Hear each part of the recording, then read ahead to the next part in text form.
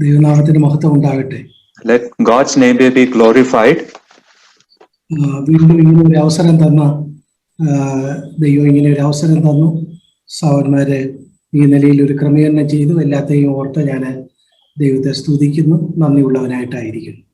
And I want to thank God. I want to be thankful to God for God making this arrangement so that we can have fellowship. പ്രിയപ്പെട്ടവരെ, നമ്മളിപ്പോൾ കടന്നു പോകുന്ന ഈ കാലഘട്ടത്തോട് ബന്ധപ്പെട്ട ഒരു വാക്യം 66-ാം സങ്കീർത്തനത്തില് കഴിഞ്ഞ ദിവസം ശ്രദ്ധിപ്പാനായിട്ടിടയായി. I just want to read a verse from Psalm 66, which has close connection with the time in which we are going through. 66-ാം സങ്കീർത്തനം അതിന്റെ 11-12 വാക്യങ്ങളാണ്. The verses are 11 and 12 of Psalm 66. അവിടെ അതിന്റെ 11-ാമത്തെ വാക്യത്തിൽ പറയുന്നു, നീ ഞങ്ങളെ വലയിൽ അകപ്പെടുത്തി ഞങ്ങളുടെ മുതുകത്ത് ഒരു വലിയ ഭാരം വെച്ചിരിക്കുന്നു. And it is written here, you brought us into the net, you laid affliction on our backs. 12-ാമത്തെ വാക്യം, നീ മനുഷ്യരെ ഞങ്ങളുടെ തലമേൽ കയറി ഓടിക്കുമാറാക്കി ഞങ്ങൾ തീയിലും വെള്ളത്തിലും കൂടി കടക്കേണ്ടി വന്നു, എങ്കിലും നീ ഞങ്ങളെ സമൃദ്ധിയിലേക്ക് കൊണ്ടുവന്നിരിക്കുന്നു. Verse 12 says, you have caused men to ride over our head. We went through fire and through water, but you brought us out to rich fulfillment. ഇവിടെ സങ്കീർത്തനക്കാരൻ പറയുന്നത്, നീ ഞങ്ങളെ ഒരു വലയിൽ അകപ്പെടുത്തി. Here the psalmist is saying that God, you brought us into the net. പ്രിയപ്പെട്ടവരെ, നമ്മൾ ഇന്ന് കടന്നു പോകുന്ന ഒരു സാഹചര്യവുമായിട്ട് ബന്ധപ്പെട്ട് ചിന്തിച്ചാൽ നമ്മൾ ഇന്നൊരു വലയിൽ അകപ്പെട്ടതുപോലെയാണ്.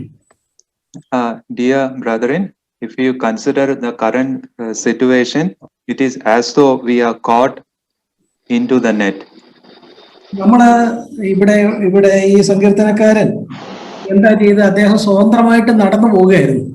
അപ്പോഴുണ്ട് പെട്ടെന്ന് തലയ്ക്ക് മുകളിൽ ഒരു വല വന്ന് വീണ് ആ വലയ്ക്കുള്ളിൽ ഒതുങ്ങിപ്പോയി. Here the psalmist was walking freely. All of a sudden the net fell upon him and he was caught inside. വലയ്ക്ക് എപ്പോഴും ഒരു പരിമിതിയുണ്ട്.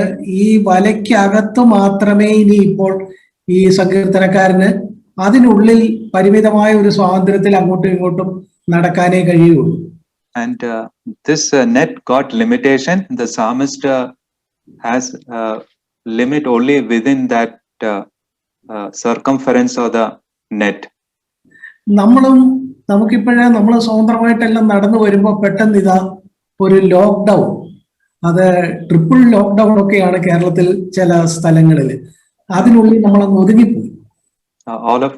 We were walking freely. All of a sudden, especially in Kerala, they have told it is a triple lockdown, brought us into the net. നമുക്ക് പഴയതുപോലെ യാത്ര ചെയ്യാനുള്ള സൗകര്യമില്ല. നമ്മളൊരു പരിമിതിക്കകത്ത് നിൽക്കുന്നു പോലെ. And we don't have the freedom like we had earlier to move around. Now we are within a limited periphery.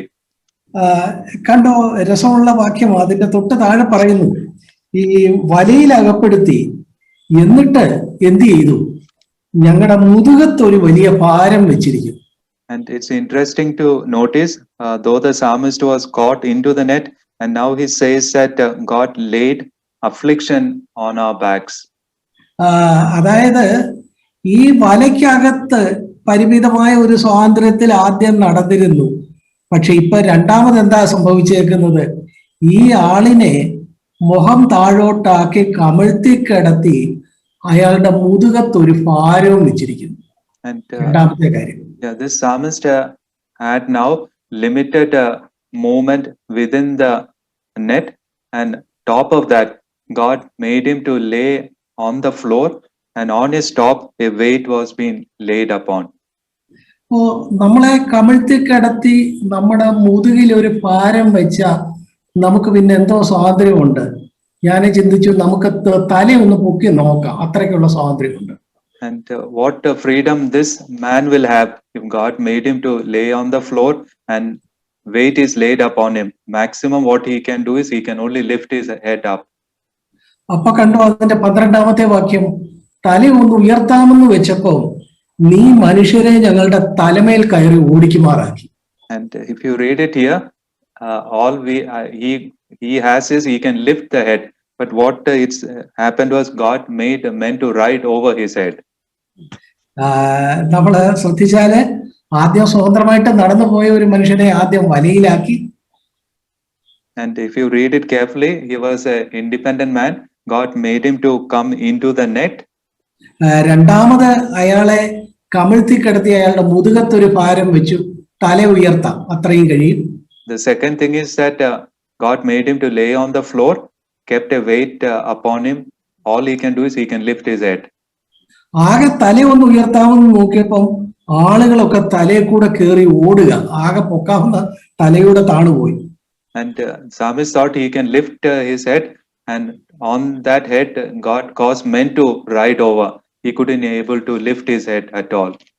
ഇന്ന് നമുക്കുണ്ടാകുന്ന ഈ സാഹചര്യങ്ങൾ നോക്കിയാൽ നമ്മൾ ഓരോ ദിവസം കഴിയുന്തോറും കൂടുതൽ പരിമിതപ്പെട്ടും കൂടുതൽ അസ്വാതന്ത്ര്യത്തിലേക്കും പോകുന്നത് പോലെയാണ് കാര്യങ്ങൾ. And if you look at the current circumstance, we will find that we having more and more restriction, limitation, and we are getting into lack of freedom in our life. അത് കഴിഞ്ഞ 12 നമ്മൾ വായിക്കുന്നു, ഞങ്ങൾ തീയിലും വെള്ളത്തിലും കൂടി കടക്കേണ്ടി വന്നു. And the 12 we will read here, we have to go through fire and through water. നമ്മള് തട്ടാനൊക്കെ ഒരു പൊന്നിനെ ശുദ്ധീകരിക്കുമ്പോൾ തീയിലും പിന്നെ വെള്ളത്തിലും മുക്കുന്നത് നമ്മൾ മലാഖിയുടെ പുസ്തകത്തിൽ വായിച്ചിട്ടുണ്ട്. And in the book of Malachi, we read how a goldsmith refine a gold by taking the gold through fire and water. എന്ന് പറഞ്ഞതുപോലെ നമ്മളെ ഒരു മനുഷ്യരെന്നുള്ള സാധ്യത വിട്ടിട്ട് നമ്മളെ ഒരു വസ്തുക്കളെ പോലെ തീയിലും വെള്ളത്തിലും മുക്കുകയും എടുക്കുകയും ചെയ്യുന്നതാണ് അടുത്ത കാര്യം. And the next thing happening here is like taking the gold through water and fire, the human being taken through that process. നോക്കുക, ഓരോ ഘട്ടം കഴിയുമ്പോഴും കൂടുതൽ ചെറുതായി പരിമിതപ്പെട്ടുമാണ് വരുന്നത്. And if you see here, by stages, this person is become smaller and with less and less limitation. കേരളത്തിൽ അവിടുത്തെ സാഹചര്യം എങ്ങനെയാണെന്ന് എനിക്ക് അറിഞ്ഞുകൂടാ. പക്ഷെ കേരളത്തില് നമ്മൾ പ്രതീക്ഷിച്ചിരുന്നത് ലോക്ക്ഡൌൺ മാറും, കാര്യങ്ങള് ഭംഗിയാകുമെന്ന് വിചാരിച്ചിരിക്കുമ്പോൾ കൂടുതൽ ലോക്ക്ഡൌൺ 1, രണ്ടാമത്തെ ലോക്ക്ഡൌൺ, ട്രിപ്പിൾ ലോക്ക്ഡൌൺ, ഒട്ടും അനങ്ങാനൊക്കാത്ത, അങ്ങനെ കൂടുതൽ പരിമിതപ്പെടുന്ന ഒരു സാഹചര്യം പോലെ. I don't know what is the situation in Goa, but in Kerala we had lockdown 1, then we had lockdown 2. We thought there will be a relaxation. Now the government has brought triple lockdown, so we are into more and more of limitation. ഇവിടെ നമ്മൾ വായിച്ചതുപോലെയാണ്, ഒരാളുടെ സാഹചര്യങ്ങൾ പരിമിതപ്പെട്ടു വരികയാണ്. And here, as we read, a man's freedom has become limited. എന്നാൽ വളരെ മനോഹരമായിട്ടാണ് ആ 12ാമത്തെ വാക്യത്തിന്റെ അവസാന ഭാഗം, എങ്കിലും നീ ഞങ്ങളെ സമൃദ്ധിയിലേക്ക് കൊണ്ടുവന്നിരിക്കുന്നു. But the psalmist ended this verse 12 beautifully by saying, you brought us out to rich fulfillment. പ്രിയപ്പെട്ടവരെ, ഞാൻ പറയാൻ ആഗ്രഹിക്കുന്നത്, നമ്മളുടെ ജീവിതത്തിൽ ചിലപ്പോൾ ചില സാഹചര്യങ്ങൾ വളരെ ദുർഘടവും വിഷവും പിടിച്ചതുമായിട്ട് വന്നെന്നിരിക്കാം. Beloved, what I want to say is, sometimes God takes us through difficult times, sorrowful time. ഇങ്ങനെയുള്ള സാഹചര്യങ്ങളും അങ്ങനെയുള്ള ചുറ്റുപാടുകളും വരുമ്പോ ആളുകൾ നമ്മുടെ തലയിൽ കയറി ഓടുന്ന പോലെയും നമ്മുടെ മുതുകത്തൊരു വലിയ ഭാരം വെച്ചിരിക്കുന്ന പോലെയും ഒക്കെ നമുക്ക് തോന്നുന്ന മട്ടില് നമ്മളെ പരിമിതപ്പെടുത്തുന്ന സാഹചര്യങ്ങൾ. And when we go through the difficult time, we feel like as we are caught into the net and weight being laid upon us, and men is riding overhead, and we will feel we are getting more and more into limitations in our life.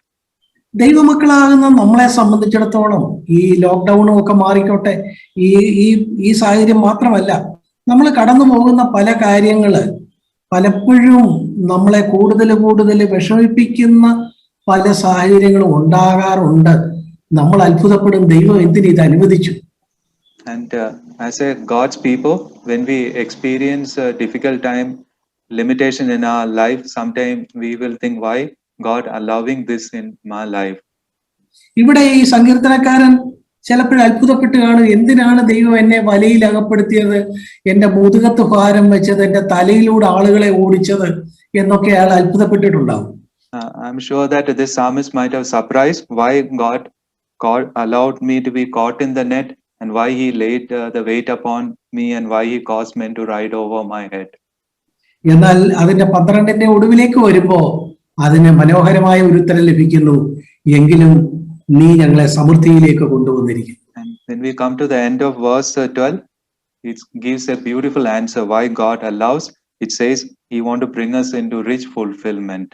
പ്രിയ സഹോദരി സഹോദരന്മാരെ, നമ്മുടെ ജീവിതത്തില് ദൈവം അനുവദിക്കുന്ന വിഷമകരമായ സാഹചര്യങ്ങളും വ്യക്തികളും ഒക്കെ ആത്യന്തികമായിട്ട് നമ്മളെ ഒരു സമൃദ്ധിയിലേക്ക്, ഒരു ഫലപൂർണതയിലേക്ക് കൊണ്ടുവരാൻ വേണ്ടിയാണ്.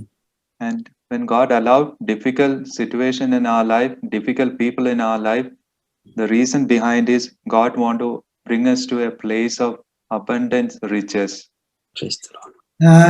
നമുക്കറിയാം, സമൃദ്ധി എന്നൊക്കെ പറയുമ്പോൾ ഇന്ന് ഭൗതികമായ ഒരു സമൃദ്ധി ഒന്നുമല്ല, കൂടുതൽ ദൈവ സ്വഭാവത്തിലേക്കും ദൈവം ആഗ്രഹിക്കുന്ന ഒരു മറ്റുള്ളവർക്കും ഒക്കെ പ്രയോജനമുള്ള ഒരു ഫലപൂർണതയിലേക്കും കൊണ്ടുവരുന്നതാണ് ഇവിടെ ഉദ്ദേശിക്കുന്ന സമൃദ്ധി. And the place of abundance is not referring to the earthly blessing. It is a blessing we have in Christ, where God's nature been parted to us. ഇവിടെ ഉപയോഗിച്ചേക്കുന്ന സമൃദ്ധി എന്നുള്ളിടത്ത് ഉപയോഗിച്ചേക്കുന്ന എബ്രായ പദം റവായ എന്നാണെന്നാണ് ഞാൻ കേട്ടിട്ടുള്ളത്. What I heard is the Hebrew word which is used for rich is the Hebraya. That is what I heard. റവായ എന്ന ഈ പദത്തിന്റെ ശരിക്കുള്ള അർത്ഥം ഏറ്റവും ഫലം കായ്ക്കാൻ കഴിയുന്ന സ്ഥലം എന്നാണത്രേ. The meaning of that Hebrew word Rabaya is the place where you will get much fruitfulness. അപ്പൊ ഇതിലൂടെ എല്ലാം ദൈവം കൊണ്ടുവന്നത് എന്തിനു വേണ്ടിയാണ്? ഈ സങ്കീർത്തനക്കാരനെ കൂടുതൽ ഫലം കായ്ക്കാൻ അങ്ങനെ ഒരു അവസ്ഥയിലേക്ക് കൊണ്ടുവരാൻ വേണ്ടിയാണ്. And why did God allow this psalmist to go through this difficulties? Is it to bring him into a place of abundant fruitfulness?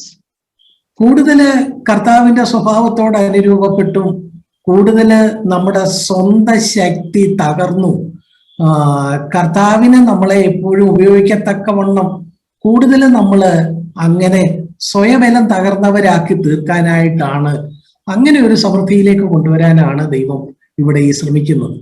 What God is trying to do is so that he can break our will, so that he can weaken us, so that we can be useful to in the hand of God, and that is a place God want to bring us in. പ്രിയപ്പെട്ടവരെ, നമ്മളൊക്കെ രക്ഷിക്കപ്പെട്ടവരും ദൈവസഭയിലുള്ളവരും ഒക്കെ ആണെങ്കിൽ പോലും പലപ്പോഴും നമുക്ക് തകരപ്പെടാത്ത ഒരു സ്വയബലം ഉണ്ടാകാറുണ്ട്. Even though we are born again, we are the part of the church, but still we got a unbroken will in our life. എന്നാൽ ദൈവം നമ്മളെ കുറിച്ച് ആഗ്രഹിക്കുന്ന നിലയിൽ ദൈവത്തിന് നമ്മളെ രൂപപ്പെടുത്തണമെന്നുണ്ടെങ്കിൽ നമ്മൾ ദൈവത്തിന്റെ കരത്തിന് വഴങ്ങുന്ന ആ നിലയിൽ ഏൽപ്പിച്ചു കൊടുക്കാൻ കഴിയുന്ന സ്വന്തം ബലം തകർന്ന ആളുകളായിരിക്കണം.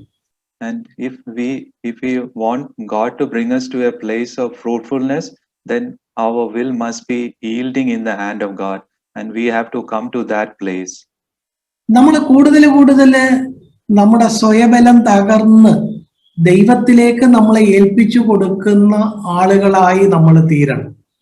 And God wants us to become a people who are broken of their strength and who yield themselves into the hand of God. ഇവിടെ ഈ മനുഷ്യനെ വലയിൽ അകപ്പെടുത്തിയതും അയാളുടെ മുതുകത്ത് ഭാരം വെച്ചതും തലയിലൂടെ ആളുകളെ കയറി ഓടിച്ചതും വെള്ളത്തിലും തീയിലും കൂടെ കടത്തിയതുമെല്ലാം അദ്ദേഹത്തിന്റെ സ്വയബലം തകർത്ത് അദ്ദേഹത്തെ കൂടുതൽ ഫലം കായ്ക്കുന്ന ഒരു സ്ഥലത്ത് എത്തിക്കാൻ വേണ്ടിയായിരുന്നു.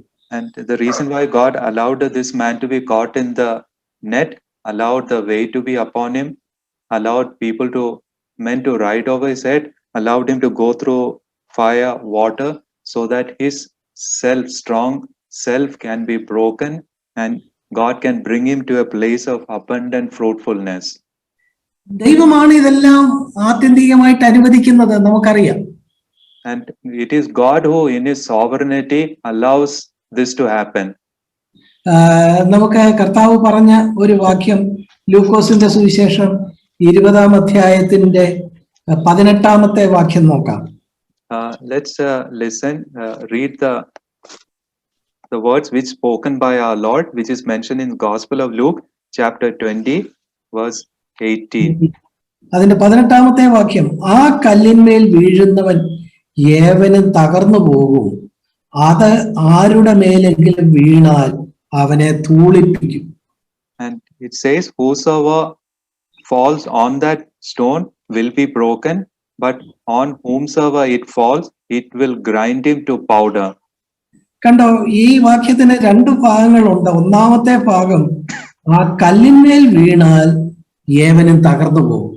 And this verse got 2 parts. It says, whosoever fall on that ground will be broken. നമ്മളെ സംബന്ധിച്ച് ദൈവം ആഗ്രഹിക്കുന്നത് ഈ കല്ലിൽ വീണ് നമ്മൾ തകർന്ന് നമ്മുടെ സ്വയബലമില്ലാതായി ദൈവത്തിന്റെ കരങ്ങളിൽ ഇടങ്ങിയവരായി തീരണമെന്നാണ്. God's will for us is that we should be falling on the stone, and where God can break our strong will so that we become yielding people in the hand of God. That is God's will for us. ഈ കല്ലെന്ന് പറയുന്നത് എന്താണെന്ന് അതിന്റെ തലേവാക്യത്തിൽ പറയുന്നുണ്ട്. വീട് പണിയുന്നവർ തള്ളിക്കളഞ്ഞ കല്ല് മൂലക്കല്ലായി തീർന്നു. ആ കല്ലാണിത്. The stone which is mentioned in verse 18 is referred, the stone is referred as the stone which the builder rejected has become the chief cornerstone. അത് കർത്താവായ യേശു ക്രിസ്തുവിനെ കുറിച്ചുള്ള ഒരു ഉദ്ധരണിയാണല്ലോ 118-ാം സങ്കീർത്തനത്തിൽ നിന്ന് ഇവിടെ പറഞ്ഞിരിക്കുന്നത്. വീട് പണിയുന്നവർ തള്ളിക്കളഞ്ഞ കല്ല് മൂലക്കല്ലായി തീർന്നിരിക്കുന്നു. ആ കല്ലാണിത്. The stone, the chief cornerstone, which is mentioned in Psalm 118, is referring to our Lord Jesus Christ. അപ്പോ കർത്താവായ യേശുവില് നമ്മൾ ചെന്ന് വീണ് നമ്മൾ തകരണം. ഇതാണ് ദൈവം നമ്മളെ കുറിച്ച് ആഗ്രഹിക്കുന്നത്. God's will for us is that we should fall on the stone, that is Lord Jesus Christ, and to be broken. എന്തിനു വേണ്ടിയാണ് നമ്മളെ ഈ നിലയില് നമ്മുടെ ഒരു സ്വയബലം ദൈവം തകർക്കുന്നത്? Why God want to break our strong will? കാരണം അങ്ങനെ തകർത്താൽ മാത്രമേ നമ്മളെ കൊണ്ട് ദൈവം ആഗ്രഹിക്കുന്ന കാര്യം ദൈവത്തിന് ചെയ്തെടുക്കാൻ കഴിയൂ. The reason is that the things which God has planned for our life, then only He will be able to do that through our life. അപ്പൊ ഇതാണ് നമ്മൾ ആ കല്ലിൽ വീണ് തകരുക എന്നുള്ളതാണ് ഒരു കാര്യം. And the one of the reason is we should fall on this stone and to be broken. അങ്ങനെ ചെയ്യുന്നില്ലെങ്കിൽ അതിന്റെ മറുവശത്ത് എന്ത് സംഭവിക്കും? അത് ആരുടെ മേലെങ്കിലും വീണാൽ അവനെ തൂളിപ്പിക്കും. And if this is not happening, then other part will happen, and on whomsoever it fall, it will grind him to powder. പ്രിയപ്പെട്ടവരെ, ആ രണ്ടാമത് പറഞ്ഞേക്കുന്നത് നമ്മുടെ ജീവിതത്തിൽ ഉണ്ടാകാൻ പാടില്ലാത്ത ഒരു കാര്യമാണ്. The second part should not be happening in our life. അവിടെ തൂളിപ്പിക്കുമെന്ന് പറഞ്ഞത് ഞാൻ കേട്ടിട്ടുള്ളത് ആ വാക്ക് ദാനിയേലിന്റെ പുസ്തകം 2-ാം അധ്യായം 35-ാം വാക്യത്തിൽ ഉപയോഗിച്ചേക്കുന്ന വാക്കാണ്. The word the grind is the same word is used in Daniel chapter 2 verse 35. അവിടെ ദാനിയേൽ 2:35 നോക്കുക. അവിടെ ഇങ്ങനെയാ പറയുന്നത്, ഇരുമ്പും കളിമണ്ണും താമ്രവും വെള്ളിയും പൊന്നും ഒരുപോലെ തകർന്ന് പതിർ പോലെയായി ഒരിടത്തും തങ്ങാതെ വണ്ണം കാറ്റ് അവയെ പറപ്പിച്ചു കൊണ്ടുപോയി. And it is written in Daniel chapter 2 verse 35, then iron, the clay, the bronze, the silver, the gold were crushed together, and they became like a chaff from the summer threshing floor. The wind carried them away so that no trace of them was found. നമുക്കറിയാം, Nebuchadnezzar കണ്ട സ്വപ്നത്തിലെ ആ ബിംബത്തിൽ ഒരു കല്ല് വന്ന് അടിച്ച് അത് പൂർണ്ണമായിട്ട് തകർന്ന് അത് നിശേഷമായിട്ട് പതറിപ്പോയ പറപ്പിച്ചുകൊണ്ടുപോയ കാറ്റ് അതിനെ പറപ്പിച്ചുകൊണ്ടുപോയ ഭാഗമാണ് ഇവിടെ പറയുന്നത്. The verse which we read is part of the vision Nebuchadnezzar saw, that great image on which the stone fell and crushed it into powder, and wind carried it away. കണ്ടോ, അതിനെ പിന്നെ അതിന്റെ സ്ഥലത്തില്ല, അത് പറന്നുപോയി, ധൂളിയായി പോയി. ആ വാക്കാണ് ഇവിടെ ധൂളിപ്പിക്കും എന്ന് ഉപയോഗിച്ചിരിക്കുന്നത്. And we see that the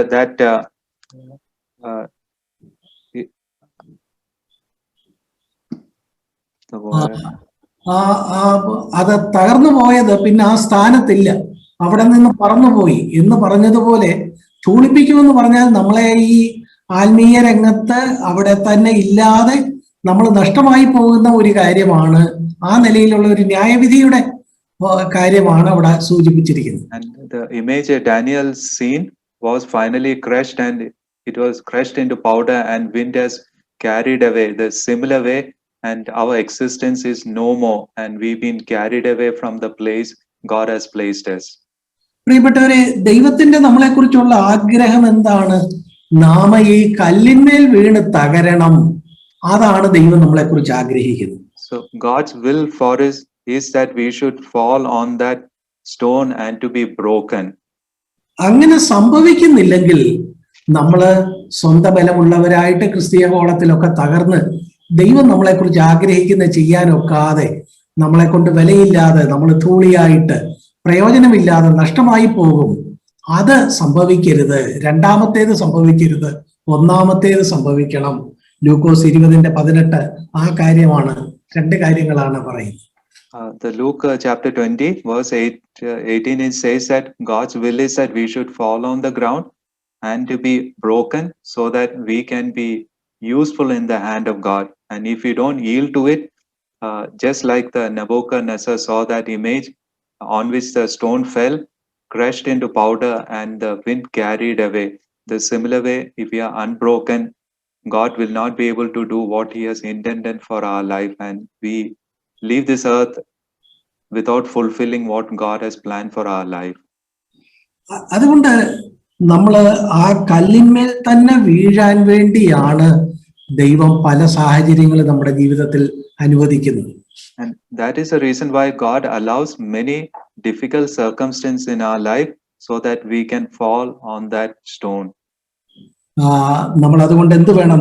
നമ്മൾ ആ കല്ലിന്മേൽ വീണ് തകരാൻ വേണ്ടിയാണ് ദൈവമേ നീ എന്നെ ഈ വലയിൽ അകപ്പെടുത്തിയത്, നീ എന്റെ മുതുകത്ത് ഭാരം വെച്ചത്, എന്റെ തലയിൽ ആളിനെ കയറ്റി ഓടിച്ചത്, ഇതൊക്കെ എന്നെ കൂടുതൽ നുറുക്കാൻ വേണ്ടിയാണ് എന്ന് പറഞ്ഞ് നമ്മൾ ദൈവത്തിൽ തന്നെ ശരണപ്പെട്ട് കൂടുതൽ സ്വയബലം തകർന്നവരായി തീരണം.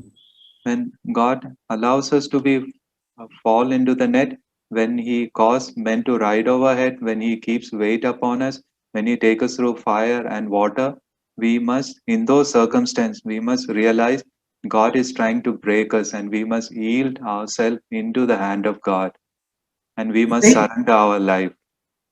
ദൈവത്തിന് ആ നിലയിൽ സ്വയബലം തകർന്ന് സ്വന്തം ശക്തി നഷ്ടപ്പെട്ട തന്റെ മക്കളെ മാത്രമേ ദൈവത്തിന് ഉപയോഗിക്കാൻ കഴിയുള്ളൂ. And God uses such people who are broken, who has lost their self power. These are the people God can use.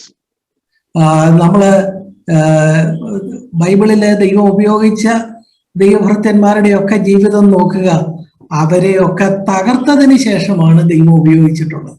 And if you study the servants of God which are mentioned in the Bible, God used them after God breaking them. സംഖ്യാപുസ്തകം 12:3 മോശയെ കുറിച്ച് വളരെ മനോഹരമായ ഒരു വചനം നമ്മൾ കാണുന്നു. In Psalm 12 we find a beautiful Numbers chapter 12.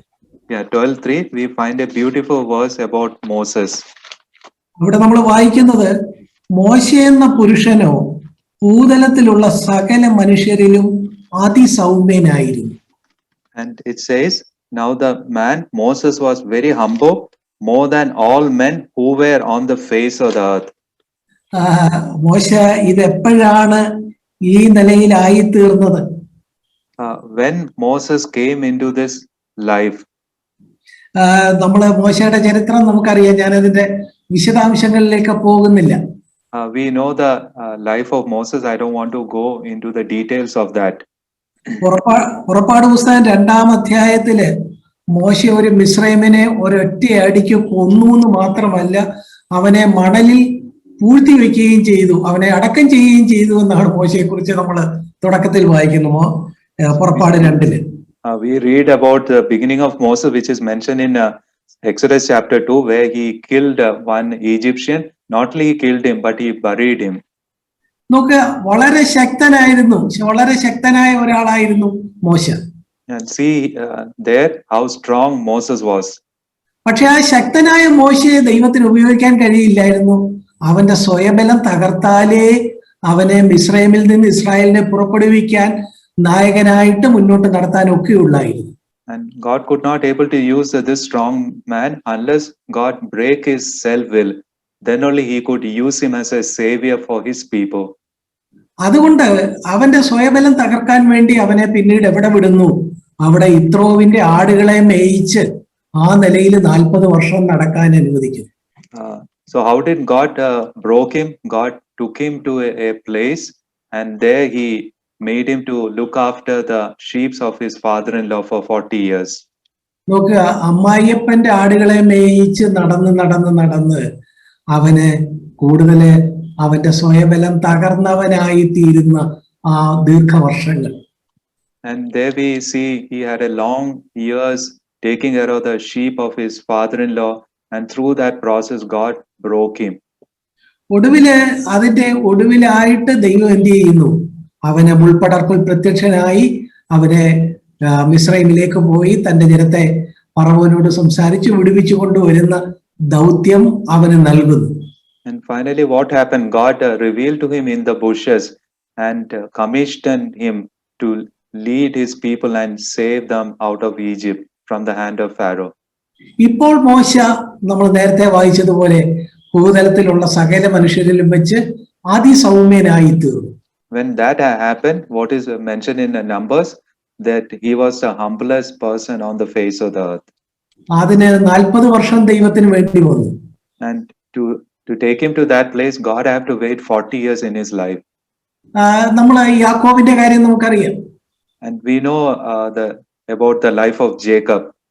യാക്കോബിന്റെ കാര്യത്തിലും ഏതാണ്ട് മോശയുടെ കാര്യം പറഞ്ഞതുപോലെ അമ്മായിയപ്പൻ ലാബാന്റെ ആടുകളെ മേയിച്ചൊക്കെ നടന്നാണ് അവന്റെ ഈ സ്വയബലം തകർന്നു പോയത്. And the similar story like Moses, God broke this man's self-will through his father-in-law Laban. He took care of his sheep. ഒടുവില് അങ്ങനെ അനവധി വർഷങ്ങൾ അവിടെ ചെലവഴിച്ചതിന് ശേഷം ഈ ഉപായിയായിരുന്ന, തട്ടിപ്പുകാരനായിരുന്ന, അപ്പനെയും ചേട്ടനെയും കളിപ്പിക്കാൻ ബിരുദുണ്ടായിരുന്ന ഈ യാക്കോബ് എന്തായി തീർന്നു? വളരെ സൗമ്യനായി തീർന്നു. And this man who was a deceiver, who could deceive his father, his elder brother, and finally God brought him to a place where God could break him.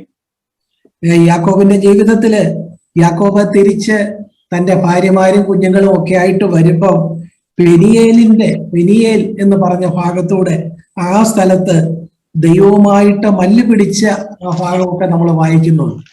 And we read that he left his wife and children, and God brought him to a place called Peniel. That is a place where he meet God. ഉൽപ്പത്തി പുസ്തകം 32-ാം അധ്യായം 22 മുതൽ 32 വരെയുള്ള വാക്യങ്ങളിൽ നമുക്ക് അതിന്റെ ഒരു നേർചിത്രം കാണാം. We can see that background which is mentioned in Genesis chapter 32 verse 22 onwards. അവിടെ കണ്ടോ, ദൈവത്തോട് മല്ല് പിടിച്ചു, അവസാനം അവൻ എന്തായി തീർന്നു? അവന്റെ തുടയുടെ തടം തൊട്ട് ഉളുക്കി, അങ്ങനെ ജീവിതകാലം മുഴുവൻ ഒരു വടി വേണ്ടവനായി അവൻ തീർന്നു. And there he wrestled with the Lord, and God touched the socket of his hip and he was dislocated, and since then he needed a staff to walk, and that is how God broke this strong man. നമുക്കറിയാം, എബ്രായർ 11:21 യാക്കോബിനെ കുറിച്ച് വിശ്വാസ വീരന്മാരുടെ പട്ടിക രേഖപ്പെടുത്തുമ്പം എബ്രായർ 11 അതിന്റെ 21 നമ്മൾ വായിക്കുന്നത് അവൻ വടിയുടെ അറ്റത്ത് ചാരിക്കൊണ്ട് എന്നൊരു പ്രയോഗം നമ്മൾ കാണും. And in the book of Hebrews chapter 11, which is listed the heroes of faith, where it's mentioned about Jacob. This is how it's mentioned there. He leaning on the top of his staff, he blessed each sons of Joseph. ഈ വിശ്വാസവീരന്മാരുടെ ഒക്കെ ചെയ്ത വലിയ വലിയ കാര്യങ്ങൾ പറയുന്നിടത്ത് യാക്കോബ് ചെയ്ത വലിയ കാര്യമായിട്ട് എന്താ പറയുന്നത്? അവനൊരു വടി ഉണ്ടായിരുന്നു, വടിയുടെ അറ്റത്ത് ചാരിക്കൊണ്ടാണ് അവന് ഓരോ കാര്യങ്ങൾ ചെയ്യാനൊക്കുമായിരുന്നു എന്നാ പറഞ്ഞേക്കുന്നത്. And in this chapter 11, Hebrews chapter 11, it speaks about the heroes of faith, what they have done, and what great thing Jacob has done. What scriptures mention that he had a staff and he leaned upon that and did everything by that. പ്രിയപ്പെട്ടവരെ, പെനിയേലിൽ വെച്ചാണ് അത് സംഭവിച്ചത്. അവനെ ദൈവം നുറുക്കി അക്ഷരാർത്ഥത്തിൽ തന്നെ അവൻ എന്നും ഒരു വടി വേണ്ടവനായിട്ട്, ആ നിലയിൽ ഒരു ബലഹീനനായിട്ട്, സ്വന്തം ബലം തകർന്നവനായിട്ട് യാക്കോബ് തീർന്നു. And where did God broke him? God took him to a place called Peniel. That is a place where God touched his hip of his socket and broke him. നമുക്ക് പുതിയ നിയമത്തിലേക്ക് വരുമ്പോൾ നമുക്ക് പൗലോസിന്റെ അനുഭവം എടുക്കാം. And when we come to the New Testament, we can take the life of Apostle Paul. പൗലോസും വളരെ ശക്തനായ ആളായിരുന്നു.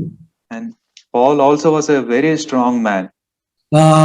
നമ്മൾ ആദ്യത്തെ രക്തസാക്ഷി സ്തേഫാനോസിനെ കല്ലെറിയാൻ പോയവര് അവര് പൗലോസിന്റെ കാൽക്കൽ, അന്ന് ശൗലെന്നാ പേര്, ശൗലിന്റെ കാൽക്കലാണ് അവരുടെ വസ്ത്രം വെച്ചിട്ട് ഇവനെ കല്ലെറിയാൻ പോയത് എന്നാണ് രേഖപ്പെടുത്തിയിരിക്കുന്നത്.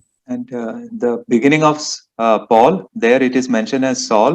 It's mentioned in Acts when Stephen became the first martyr, and it says that the people who stoned him kept their garment under the feet of this man called Saul. അപ്പോ ആദ്യത്തെ ക്രിസ്തീയ രക്തസാക്ഷിയെ കൊല്ലാനായിട്ടുള്ള സമ്മതവും കൊടുത്ത് ആ നിലയിൽ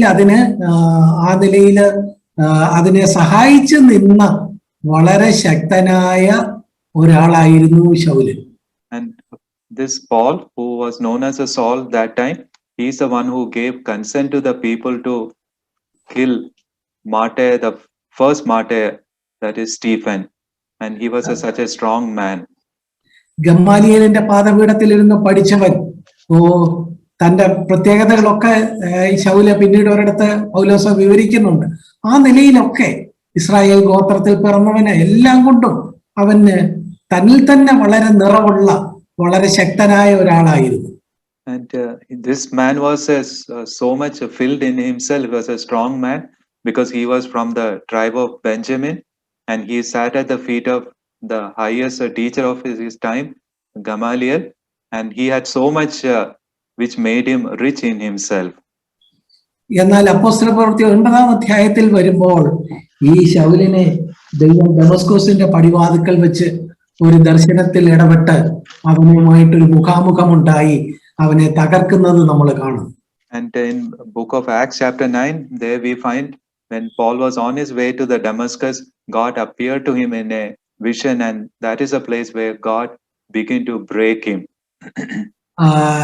എന്ന് മാത്രമല്ല, പൗലോസ് പിന്നീട് 2 കൊരിന്ത്യരിൽ നമ്മൾ വായിക്കുന്നത് ദൈവം തന്നെ എന്നും ആ ബലഹീനതയിൽ തന്നെ സൂക്ഷിക്കാൻ വേണ്ടി ഒരു സാത്താന്റെ ദൂതനെ തന്നെ കുത്താനായിട്ട് ഏൽപ്പിച്ചു എന്നാണ് 2 കൊരിന്ത്യർ 12:9 നമ്മൾ കാണുന്നത്. And in the book of 2 Corinthians chapter 12, there we find that God has given him a permanent thorn in the flesh to humble him, so that he will be in a place of need all the time. അപ്പൊ കണ്ടോ പ്രിയപ്പെട്ടവരെ, നമ്മൾ പറഞ്ഞത് ദൈവം ഉപയോഗിച്ച മനുഷ്യരെ എല്ലാം ദൈവം ആ നിലയില് അവരുടെ സ്വന്തം ശക്തിയില് ബലഹീനരാക്കിക്കൊണ്ട് ഈ കല്ലിന്മേൽ വീഴാൻ ദൈവം അനുവദിച്ചുകൊണ്ടാണ് അവരെ ഉപയോഗപ്പെടുത്തിയത്. And all the men we have gone through, we see that all these men, God has allowed them to fall onto the stone where he broke them, and that is how God is able to use them to do his purpose through their life. മോശെ യിത്രോവിന്റെ വീട്ടില് യിത്രോവിന്റെ അമ്മായിയപ്പന്റെ ആടുകളെ മേയിച്ചു 40 വർഷം കൊച്ചു കൊച്ചു നുറുക്കങ്ങളിലൂടെ കൊണ്ടുപോയി ഒടുവിൽ മുൾപ്പടർപ്പിൽ ദൈവത്തിന്റെ ഒരു പ്രത്യക്ഷത കണ്ട് ഒരു പൂർണ്ണ തകർച്ചയിലേക്ക് മോശയെ കൊണ്ടുവരും. And God made Moses to be under his father-in-law Jethro for 40 years. Through that 40 years of breaking experience, finally God brought him to a place where God appeared to him in the bush and gave him a commission to lead his people. യാക്കോബിനെ സംബന്ധിച്ച് യാക്കോബ് ലാബാന്റെ വീട്ടില് വിവിധ നിലകളില് കൊച്ചു കൊച്ചു നുറുക്കങ്ങളിലൂടെ കടന്നുപോയി അവസാനം പെനിയേലിൽ വെച്ച് ഒരു വലിയ നുറുക്കത്തിലൂടെ ദൈവം മുഖാമുഖമായിട്ട് കണ്ട ഒരു വലിയ നുറുക്കത്തിലൂടെ അവൻ തീർത്തും തകർന്ന് ദൈവ ഒരു വടി വേണ്ടവനായിട്ട് ആയിത്തീർന്നു. And God took Jacob through under his father-in-law Laban through small difficulties, and God in a small way broke him. Finally, God brought him to a place Peniel. There, God met him permanently and broke his hip and made him to be so much depend on the rod, and that is how God is able to use this man.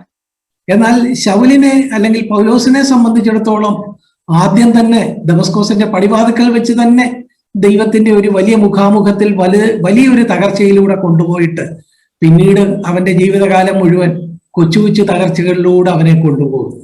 And in the case of Paul, the beginning itself on his way to the Damascus, God took him to a very great breaking experience through that vision. After that, different small difficult situation God allowed in his life, and that is how God is able to use Paul. നോക്കുക, ഓരോരുത്തരോടുമുള്ള ദൈവത്തിന്റെ ഇടപെടൽ വ്യത്യസ്തമാണ്. And see the way God deals with each person are different. പക്ഷെ അതിലൂടെ എല്ലാം ദൈവം ആത്യന്തികമായിട്ട് ലക്ഷ്യമാക്കുന്നത് എന്താണ്? അവര് ബലഹീനരായി ആ കല്ലിന്മേൽ വീണ് തകർന്നവരായി തങ്ങളെ തന്നെ ദൈവത്തിന്റെ കരങ്ങളിൽ സ്വന്തം ബലം തകർന്നവരായിട്ട് ഏൽപ്പിച്ചു കൊടുക്കണം. ഈ ഒരു ലക്ഷ്യത്തോടെയാണ് ദൈവം ഈ സാഹചര്യങ്ങളെല്ലാം അനുവദിച്ചത്. And when we look to all this example, we see what God ultimately done is to break these people so that all of them will fall onto this stone and become broken. So that they will lose their self-confidence, they lose their strength in their self, and they become a broken people. പ്രിയപ്പെട്ടവരെ, നമ്മളെ സംബന്ധിച്ചിടത്തോളം നമ്മുടെ ജീവിതത്തിൽ ചില കാര്യങ്ങൾ വരുന്നത് എന്തുകൊണ്ടാണെന്ന് നമ്മൾ അത്ഭുതപ്പെട്ടു പോകും. And the same way in our life, sometimes we are surprised why these things are happening in our life. നമുക്ക് തികച്ചും ബുദ്ധിമുട്ടുണ്ടാക്കുന്ന ചില ബന്ധുക്കള്, ചില സാഹചര്യങ്ങള്, there are difficult circumstances, there are difficult people who come across our way. അവരിലൂടെ എല്ലാം ദൈവം ചെയ്തെടുക്കാൻ ആഗ്രഹിക്കുന്നത് നാം ആ കല്ലിന്മേൽ വീണ് തകർന്ന് ദൈവത്തിന് ഉപയോഗമുള്ള പാത്രങ്ങളായി തീരണമെന്നാണ്. And ultimately, why God allowed difficult circumstances, difficult people, is that so that finally we can fall on that stone and to become a broken, so that we can become useful in the hand of God.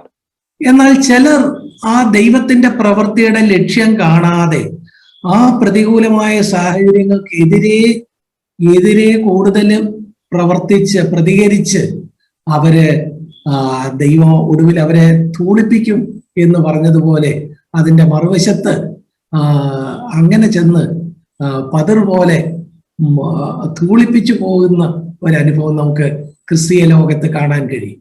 Unfortunately, in the Christendom, we find many people don't see the hand of God behind this, and instead of yielding to God, they resist the working of God, and finally they are like the stone which is grinded and the wind is taking them away.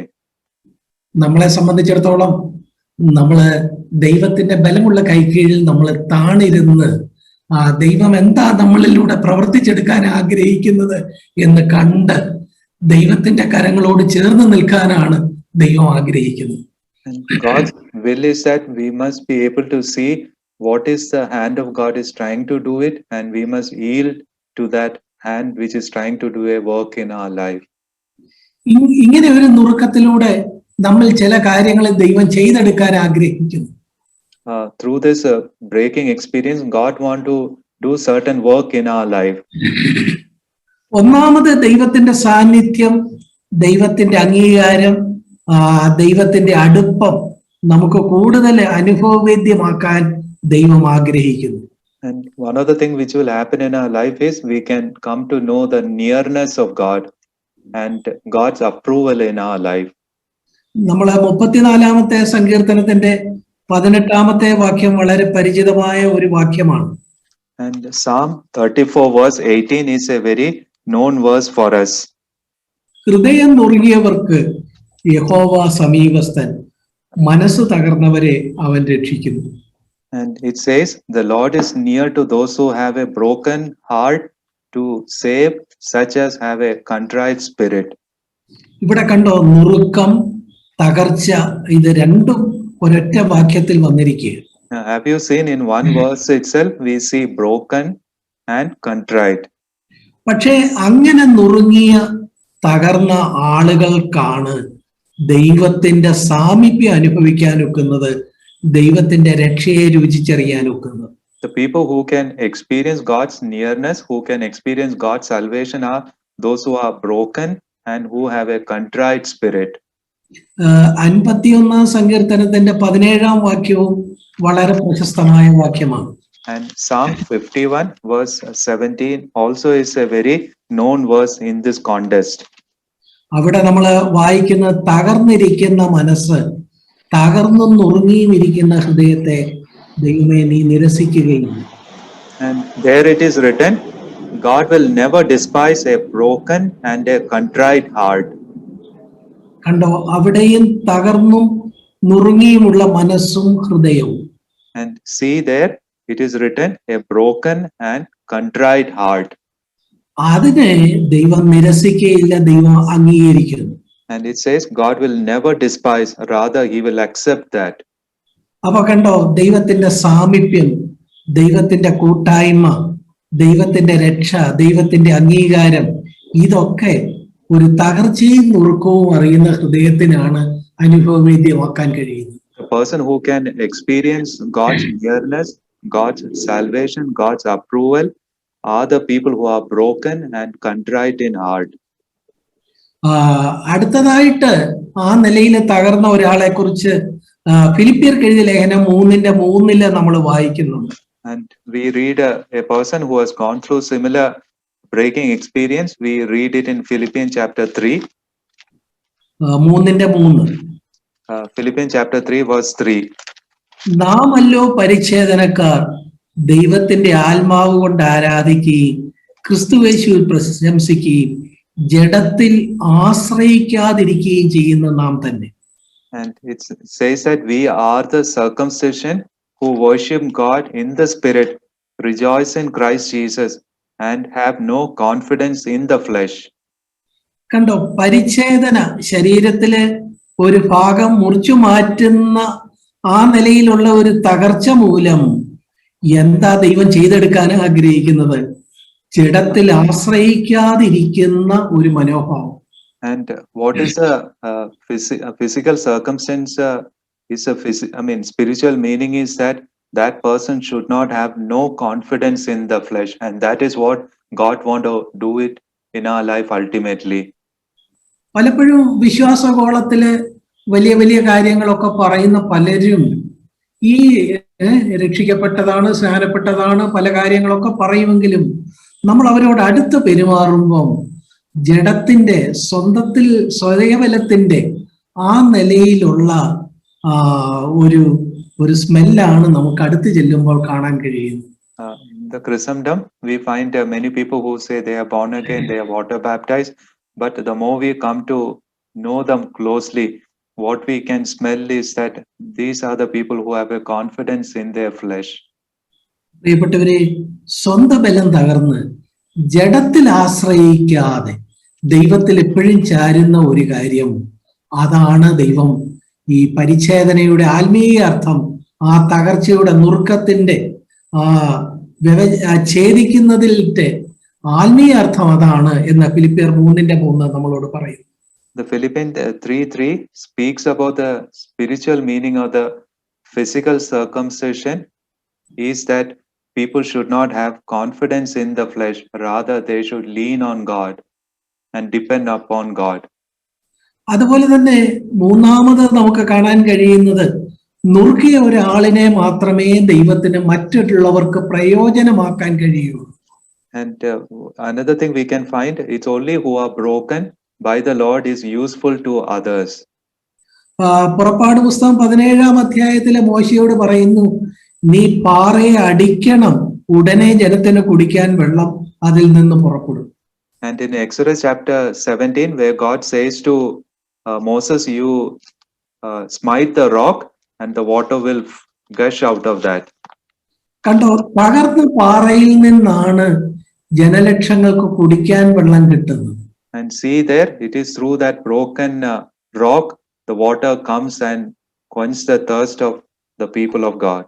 പ്രിയപ്പെട്ടവരെ, സഹോദര സഹോദരി, ഞാനും നീയും നമ്മുടെ ആ സ്വയബലം തകർന്നാലേ നമുക്ക് മറ്റുള്ളവരുടെ ദാഹം ശമിപ്പിക്കാൻ കഴിയുള്ളൂ.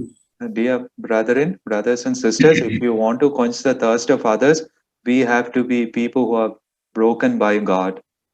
5 അപ്പം കൊണ്ട് 5000 പേരെ കർത്താവ് പോഷിപ്പിച്ച രംഗത്ത് അവിടെ പ്രത്യേകം എടുത്തു പറയുന്നു, അപ്പം കർത്താവ് എന്ത് ചെയ്തു? വാഴ്ത്തി നുറുക്കി ശിഷ്യന്മാരുടെ കയ്യിൽ കൊടുത്തു, പുരുഷാരം തിന്നു തൃപ്തരായി. The place where it is mentioned, the Lord took the 5 loaves and multiplied that to feed the 5,000 people. Something it is mentioned, he took that 5 loaves in his hand, he blessed it, and he broke and distributed. കർത്താവിന്റെ ശരീരത്തിലെ തൈലം തേച്ച ആ സ്ത്രീയെ കുറിച്ച് പറയുന്നു, അവള് പരണി ഒട്ടിച്ച് തൈലം ഒഴിച്ചു, അതുകൊണ്ട് തൈലത്തിന്റെ സൗരഭ്യം കൊണ്ട് വീട് നിറഞ്ഞു. And it says about the lady who anointed the Jesus' feet with the oil. It says that she broke that alabaster box, and it says that perfume of that oil filled that house. അപ്പൊ കണ്ടോ, തകർന്ന ഒരു പാറയ്ക്ക് മാത്രമേ ദാഹജലം നൽകാനായിട്ട് കഴിയുള്ളൂ. And see here, it's only the broken rock can quench the thirst of the people. നുറുങ്ങപ്പെട്ട അപ്പത്തിന് മാത്രമേ 5000 പേരുടെ വിശപ്പ് ശമിപ്പിക്കാനായിട്ട് കഴിയുള്ളൂ. And see there, only the 5 loaves of bread which is broken, they only able to quench, take away the hunger of 5,000 people. നുറുങ്ങിപ്പോയ ഒരു സ്വച്ഛജടമാംസ തൈലത്തിന്റെ കുപ്പിക്ക് മാത്രമേ വീടിനെ സൗരഭ്യം കൊണ്ട് നിറയ്ക്കാൻ കഴിയൂ. Like the broken alabaster box of the oil, that only could fill the house with the perfume. ഞാൻ പറഞ്ഞു വന്നത്, നമ്മുടെ ജീവിതത്തിലും ദൈവം ഒരു തകർച്ച, നമ്മുടെ സ്വയബലത്തിൽ ഒരു തകർച്ച ദൈവം നൽകാൻ ആഗ്രഹിക്കുന്നത് നമ്മളെ അനേകർക്ക് പല നിലയിൽ പ്രയോജനമാക്കാൻ വേണ്ടിയാണ്. So what I want to convey is that why God take us through different difficult circumstances, so that he can break us, so that we can be a blessing to others. കർത്താവ് തന്നെ യോഹന്നാന്റെ സുവിശേഷം 12-24-25 വാക്യങ്ങളിൽ ഈ തകർച്ചയുടെ മറ്റൊരു കാര്യം പറയുന്നുണ്ട്. And our Lord himself told in Gospel of John chapter 12 verse 24, this speaks about some other aspect of the brokenness. അവിടെ പറയുന്നത്, അങ്ങനെ തകർന്നാൽ മാത്രമേ വളരെ വിളവ് നൽകാൻ കഴിയുള്ളൂ എന്ന്. And there it says, unless you are broken, you will not bring forth much fruit. കോതമ്പ് മണി നിലത്ത് വീണ് ചാകുന്നില്ല എങ്കിൽ തനിയെ ഇരിക്കും, ചത്തുവെങ്കിലോ നുറുങ്ങപ്പെടുന്നെങ്കിലോ വളരെ വിളവുണ്ടാകും. And it says that unless a grain of wheat fall into the ground and die, it remains alone. But if it dies, it produces much grain. പ്രിയപ്പെട്ടവരെ, നമ്മൾ പറഞ്ഞു വന്നത്, ഈ തകർച്ച പല നിലയിൽ നമ്മളോടുള്ള നിലയിൽ, നമ്മുടെ പ്രിയപ്പെട്ടവരോടുള്ള നിലയിൽ, ദൈവരാജ്യത്തിന്റെ വ്യാപനം, അതിന്റെ വിളവിനോടുള്ള നിലയിൽ ഒക്കെ നമ്മൾ പറഞ്ഞത് അത് വളരെ ആവശ്യമുള്ള ഒരു കാര്യമായിട്ടാണ്. And this brokenness related to our personal life, our relation with others, it is very important in the light of what we heard today. നമ്മളെ സംബന്ധിച്ചിടത്തോളം ദൈവം പല നിലയിലുള്ള സാഹചര്യങ്ങൾ അനുവദിക്കുന്നത് നമ്മളെ ഈ നിലയിൽ നമ്മുടെ സ്വന്തം ബലം തകർന്ന് ദൈവത്തിന്റെ കരങ്ങളിൽ ഉപയോഗപ്പെടാൻ വേണ്ടിയാണ്. The reason why God allowed difficult circumstances in our life, difficult people across our life, so that he can break us, so that we can be useful in the hand of God. നമ്മള് വിലാപങ്ങളുടെ പുസ്തകം 3-ാം അധ്യായത്തില് ഒരു കൊച്ചു വാക്യം കാണുന്നുണ്ട്. And we read a small verse from Lamentation chapter 3. 3:27 വായിക്കുന്നത്, ബാല്യത്തിൽ മുഖം ചുമക്കുന്നത് ഒരു പുരുഷന് നല്ലത്. And it is written there, Lamentation chapter 3 verse 27, it is good for a man to bear the yoke in his youth. ചെറുപ്പക്കാര് കേട്ടിരിക്കുന്ന ആരെങ്കിലും ഉണ്ടെങ്കിൽ അവരുടെ മേലിലുള്ള ഒരു അധികാരം ഒരു നുകം പോലെ അവർക്ക് തോന്നുന്നുണ്ടോ? ദൈവവചനം പറയുന്നു, ബാല്യത്തിൽ നുകം ചുമക്കുന്നത് നല്ലതാണ്. And those young people who are listening to me, if you feel the people over you in authority, you find them to be an yoke, but the word of God says it is good for a man to bear the yoke in his youth. പ്രിയപ്പെട്ടവരെ, ദൈവം നമ്മെ സംബന്ധിച്ചിടത്തോളം നമ്മള് കർത്താവിലേക്ക് തന്നെ ശരണപ്പെട്ട് നമ്മള് കൂടുതൽ തകരപ്പെട്ടവരായിട്ട് ആയിരിക്കണം എന്ന് ദൈവം ആഗ്രഹിക്കുന്നു. God's will for us that we should depend on God and to be broken by God. ആ കല്ലിന്മേൽ വീഴുന്നവൻ തകർന്നു പോകും. The person who fall on the ground will be broken. മോശ തന്റെ ജീവിതത്തിലെ കൊച്ചു കൊച്ചു സാഹചര്യങ്ങളിലൂടെ വന്ന് ഒടുവിൽ ദൈവത്തെ കണ്ട് അവൻ പൂർണ്ണമായിട്ട് തകർന്ന് അതിസൗമ്യനായി തീർന്നു. Moses, who went through small breaking in his life, finally he met the Lord, and there he had a very great breaking experience. Finally he became useful in the hand of God. യാക്കോബ് കൊച്ചു കൊച്ചു നുറുക്കങ്ങളിലൂടെ കടന്നുപോയി ഒടുവിൽ പെനിയേലിൽ വെച്ച് ദൈവവുമായിട്ടൊരു മുഖാമുഖം ഉണ്ടായി. അവൻ എന്നും ഒരു വടി വേണ്ടവനായിട്ട്, ബലഹീനനായിട്ട്, സ്വയബലം തകർന്നവനായി തീർന്നു. And Jacob, who went through small breaking experience, finally he met the Lord in Peniel. There God broke him by touching his socket, and since then he need a rod to lean upon. വളരെ ശക്തനായ ശൗല് പൗലോസ് താന് ദമസ്കോസിന്റെ പടിവാതിൽക്കൽ വെച്ച് കർത്താവിന്റെ ഒരു ദർശനത്തില് അവൻ തീർത്തും തകർന്നുപോയി. പക്ഷെ തുടർച്ചയായിട്ട് അവനെ ബലഹീനതയിൽ സൂക്ഷിപ്പാൻ സാത്താന്റെ ഒരു ദൂതനെ കുത്താനായിട്ട് ഏൽപ്പിച്ച് ബലഹീനതയിൽ അവനെ ജീവിതാന്ത്യം വരെ ദൈവം നിലനിർത്തിയത് നമ്മൾ കാണുന്നു.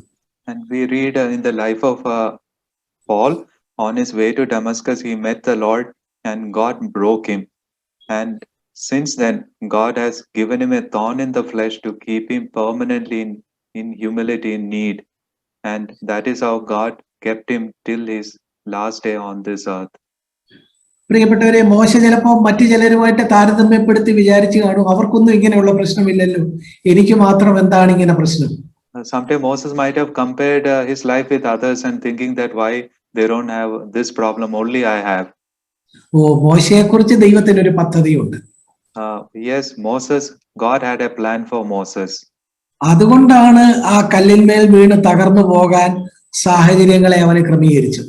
And that is why God allowed the different situation in his life so that he will finally fall on the ground and be crushed by broken by God. യാക്കോബിനെ കുറിച്ച് ദൈവം ആ ഒരു കാര്യം മുന്നിൽ കണ്ടുകൊണ്ടാണ് പല നിലയില് അവന്റെ തകർച്ചയ്ക്കുള്ള സാഹചര്യങ്ങൾ ക്രമീകരിച്ചത്. And God saw the future of Jacob ahead, and that is why God allowed different situation in the life of Jacob. പൗലോസിന്റെ ജീവിതത്തിൽ അവൻ 3 വട്ടം പ്രാർത്ഥിച്ചിട്ടും ആ കാര്യങ്ങൾ മാറ്റിക്കൊടുക്കാതെ ദൈവം ഇരുന്നത് ഈ ഒരു ആത്യന്തിക നന്മ ഉദ്ദേശിച്ചാണ്. അവനെ ആ സ്വന്തം ബലത്തിന്റെ ആ ശക്തിയിൽ നിന്ന് മാറ്റി നിർത്താൻ വേണ്ടി ദൈവം അവന്റെ പ്രാർത്ഥന കേൾക്കാതെ അങ്ങനെ മുന്നോട്ട് കൊണ്ടുപോയ കാര്യം നമ്മൾ കാണുന്നുണ്ട്. We see in the life of Saul, Paul, he asked the Lord 3 times, please ask the Lord to remove the thorn from his flesh, but God did not answer. God allowed that thorn to be there so that God can break him and keep this man permanently in a place of need. പ്രിയപ്പെട്ടവരെ, നമ്മൾ നമ്മുടെ ഓഫീസിലോ കുടുംബത്തിലോ ഒക്കെ നമ്മൾ ഇന്നൊരു വലയിൽ അകപ്പെട്ടതുപോലെ നമുക്ക് തോന്നുന്നുണ്ടോ? In your office or in your home, do you feel that you are caught in a net? മുതുകത്ത് ഒരു ഭാരമിരിക്കുന്നത് പോലെ ഒരു സാഹചര്യം നമ്മൾ അനുഭവിക്കുന്നുണ്ടോ? Do you feel your circumstances all equal to a weight being laid upon your back? ചില ആളുകള് ഒരു കാര്യവും ഇല്ലാതെ നമ്മുടെ തലയിലൂടെ കയറി ഓടുന്നത് പോലെ നമുക്ക് അങ്ങനെ അനുഭവപ്പെടുന്നുണ്ടോ? Or do you experience people without any reason is riding over our head? Do you feel such thing happening in your life? ഈ സാഹചര്യങ്ങളിലൊക്കെ നമ്മൾ അതിന് കീഴടങ്ങി അവിടെ ദൈവത്തിന്റെ കരത്തെ കാണുകയാണ് വേണ്ടത്. What we need is that in all this circumstance, we need to see the hand of God working behind all this circumstance. ഈ സാഹചര്യങ്ങളിലൊക്കെ നമ്മൾ ആ മൂലക്കല്ലിന്മേൽ വീണ് തകർന്നു പോകാനായിട്ട് ഏൽപ്പിച്ചു കൊടുക്കുകയാണ് വേണ്ടത്. So what is needed is that in this circumstance, we need to fall on the ground, fall on the stone, and to be broken by the Lord. അങ്ങനെ നുറുങ്ങി തകരുമ്പോൾ ദൈവം നമുക്ക് കൂടുതൽ സമീപസ്ഥനായിട്ടും അവിടുന്ന് നമ്മളെ രക്ഷിക്കുന്നവനായിട്ടും നമുക്ക് അനുഭവപ്പെടും. And when we are broken by the stone, we will experience the nearness of God, and we experience a deeper salvation in our life. നമ്മള് മറ്റുള്ളവരുടെ ദാഹം ശമിപ്പിക്കുന്നവരായിട്ടും മറ്റുള്ളവരുടെ വിശപ്പ് മാറ്റുന്നവരായിട്ടും മറ്റുള്ളവർക്ക് സൗരഭ്യം നൽകുന്നവരായിട്ടും തീരും. And we will be able to quench the thirst of others. We will be able to meet the hunger of others, and we will become a perfume to others, an aroma to others. എന്തെല്ലാം സംഭവിച്ചാലും സ്വന്തം ജഡത്തിൽ ആശ്രയിക്കാതെ ദൈവത്തിൽ മാത്രം ആശ്രയിക്കുന്ന ആ മനോഹരമായ ജീവിതം നമ്മൾ കൂടുതൽ കൂടുതൽ അനുഭവിച്ചു കൊണ്ടിരിക്കും. And when this is happening, what will happen that we will not depend on our flesh, we'll become less and less depending on ourselves, but depending more and more on God.